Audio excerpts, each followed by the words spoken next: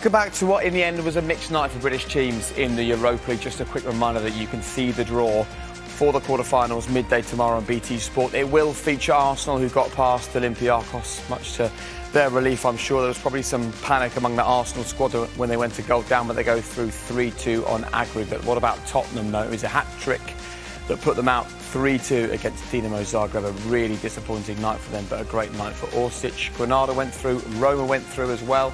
What a night for Granada. Congratulations to them. Manchester United will be in the draw, of course, but Rangers won't. Slavia Prague beat them 3-1 on aggregate. Villarreal and Ajax as well are into the quarter-finals. So some big names. We're hoping for some exciting games in the quarter-finals. And Manchester United will be there. One goal was what they needed. One goal was all it took. Yep, good bit of quality from what was missing over the two games, really. Pogba was really good when he came on. He came on at half-time. Obviously, for a Rashford injury, I would have thought. He came into that left-hand side position and he showed bits of quality right from the off, and he seemed to liven everybody up as well. And if you watch it, could they possibly do it, but it's this little feint to square it. It moves the goalkeeper and it leaves a big gap, and it's a really good finish. The two biggest stars were on the bench for either team, Ibrahimovic and Pogba was the one that changed the game. Right when he came on, he was the difference maker. He just added a touch of class. Even that, Scholes said, the little feint in the finish in the top of the net. That's what the game needed. Yeah. So he played really well, and it just shows you. Everybody talks about Pogba, but you notice him more. You know the big impact he has when he's not there, and he was just hopefully he could play. Him and Bruno together would kickstart Man United into the next level, because Scholes' overall game was top draw, even though he only played 45 minutes. Yeah, he is, and he brings a real quality. When his head's on it and his concentration's there, he brings a real quality to this team that isn't there. They've got the two older midfield players, but he's different. He can create, he can score goals. He brings a touch of class to the team, which is missing. Unfortunately, the lad just seems to be picking up injuries at this time, and he's missed an awful lot of the season. But these bits of quality that were missing, in the end, showed to be the difference between the two teams. You know, the thing I love about him, Jay, is the fact that he's always looking for the ball. You know, he's the one that takes the pressure on his shoulders. He's the one that is trying to receive the ball. That turn is fabulous. That's the top player's turn, and he's the one who made the difference tonight. Look, they paid a lot of money for him, and everybody says he can do more, but he did what he needed to today, and he added that touch of class when Man United really needed it. And that's a lovely image. Look at the smile on his face there as he wheels away in celebration with Luke Shaw chasing after him. He goes off now and joins up with the French squad. I mean, the key from a United perspective is he doesn't go and pick up another injury, and that they ease him back in a little bit. Well, yeah, they've got Leicester first, haven't they, at the weekend? That's another big game where Ole seems to be able to produce big performances at big times like they have done tonight.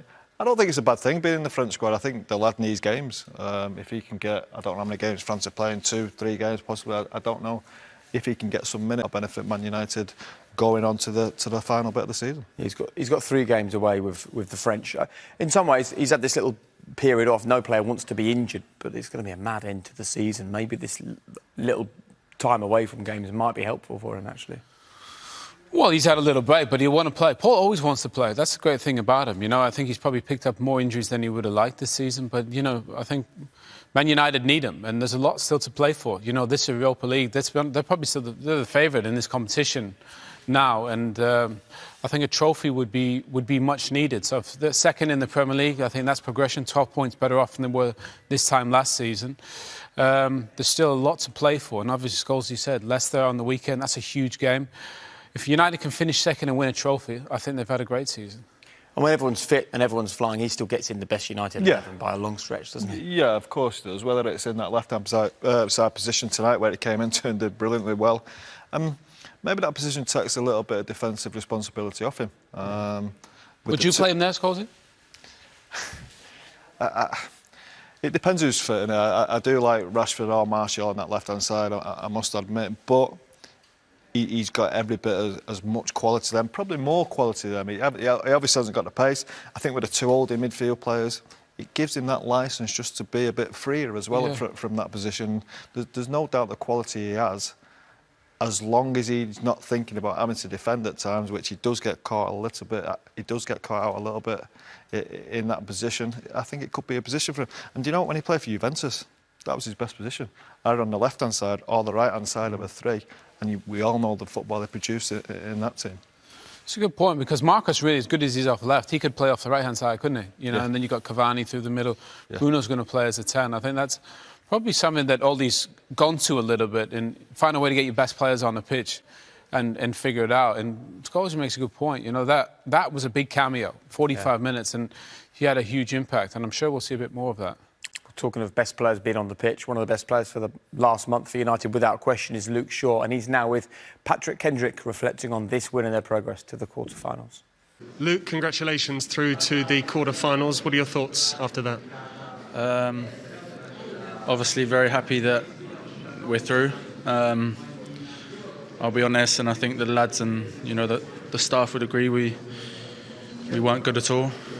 Especially first half, we were awful. We couldn't. I think first half first 10-15 minutes we started well. Maybe kept control of the ball, and it was like a switch. We turned off, and we were very sloppy. Kept giving away balls. Bringing pressure on ourselves, and I think maybe we was lucky. But then second half a bit better. It always helps when you've got a world-class player like Paul to come on. Make a difference. He did that. It's brilliant to have him back, and. Like I said, the most important thing tonight was the result and get through to the next round, no matter how we played. But we know we need to be better than tonight. Is that the big positive to emerge from tonight? The fact that you've acknowledged you didn't necessarily play to your best level as a team, yet you still went through, still got the clean sheet, still got that win.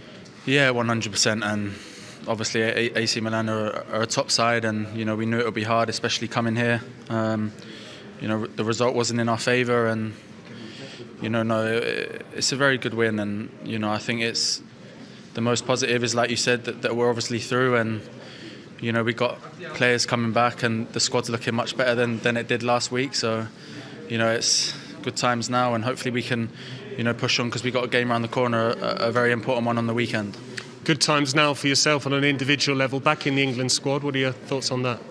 Yeah, of course, extremely happy. It's a massive honour to get selected for your country, and obviously I've been out of the fold for quite a while, and I've always sort of had ambitions to get back into the side and into the squad, and luckily I've done that, and of course I just need to keep going, but I'm really looking forward to getting back into the England squad and being there. You know what? A moment of praise for him, actually. 2.5 years since he last played for England. This is a story of self-belief and hard work and hanging in there.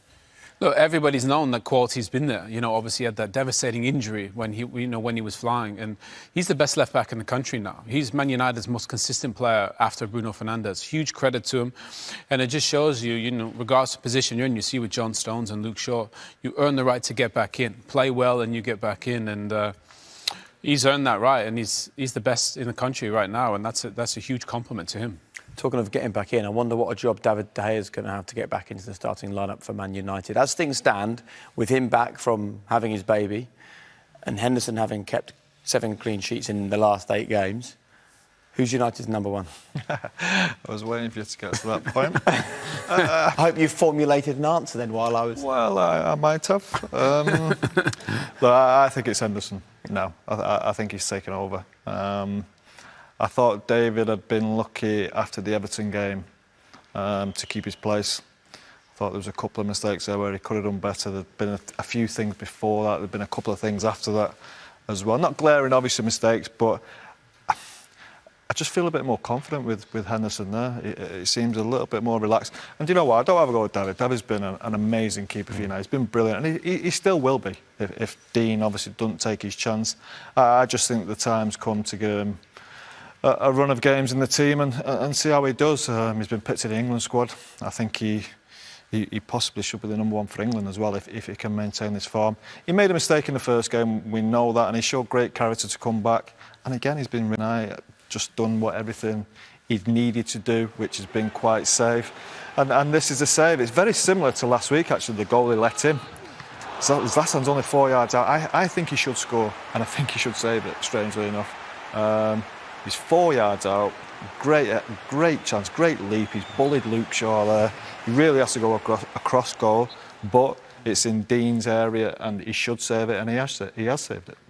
It's a key moment, actually, for him. Because if there were any questions after last Thursday night, they're probably answered this evening. And it's like, how do you take him out now? Well, you only really know players, you know, whether it's a goalkeeper or outfield players, when they make mistakes. And he made a mistake, and he'd be the first one to say he should have saved that one the other day. So for Dean to bounce back the way he did, make a big save and get United into the next round, he deserves a ton of praise. I think it's going to be hard to get him out. As good as David's been for United, I think all these give him a run of games, and you'd have to say outside of the first leg, he's produced, and he's a really confident guy and very vocal, so I think he deserves a lot of praise for bouncing back and putting in a good performance. Do you agree with Paul, the United #1 and the England #1 as we stand here this evening?